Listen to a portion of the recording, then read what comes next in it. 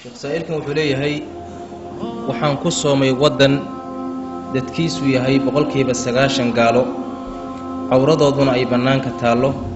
haddaba indhahaygu waxay ku dhacayaan awradooda marka soonkayga ajirkiisa wax ma u dhimaya arrinkaas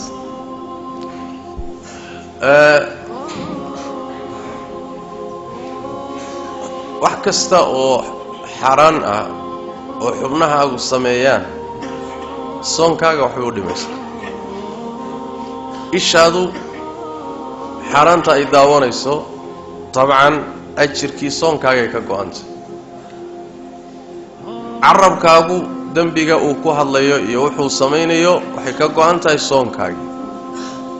gacmahaaga iyo lugahaaga iyo xubnahaagu wixii ay sameeyaan ajirkaaga ka go'antahay intay dooni hadhanaato wadan gaalan ku dhex noolahay dadkuna waa wada qaqaawan yihiin طيب cudurdaar ma ku siinaysaa inaad iska daawato ما هذا انت كرانكاغا ايش اللاب وقل للمؤمنين يغضوا من أبصارهم ويحفظوا فروجهم وقل للمؤمنات يغضضن من أبصارهن ويحفظن فروجهن مؤمنين ترقي الضمر بقاله وحليه هالله شيغو هلا غارسيو إنا عندها اللابان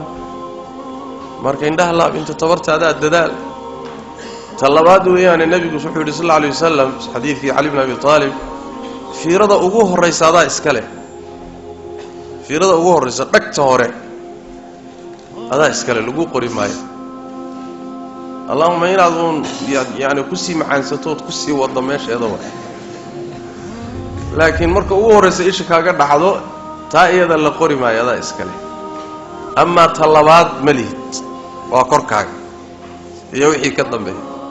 marka dadaal intii tabartaada insha Allah ta'ala wallahu a'lam رمضان قد أهل بالصيام وأطل مصعدا أهلا وخلا ليته في كل حين رمضان قد أهل بالصيام